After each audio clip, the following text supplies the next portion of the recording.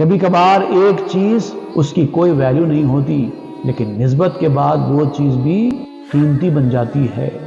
نسبت ایک بیکار چیز کو کام کی چیز بھی بنا دیتی ہے، وہ چیز کا نام ہے نسبت۔ قرآن مجید کا غلاف، ایک کپڑا جو آپ بازار سے خرید کے لائے اپنے پیسوں سے، ایک ہی تھان میں سے آپ کپڑے کو لائے، ایک کپڑے کو کاٹ کر آپ نے قرآن مجید کا غلاف بنا دیا، باقی بچے ہوئے کپڑے کو آپ نے گھر کا فرش بنا دیا، اور ایک وقت کے بعد اسی تھان کے دونوں کپڑے، دونوں کی ویلیو ایک جیسی نہیں رہی۔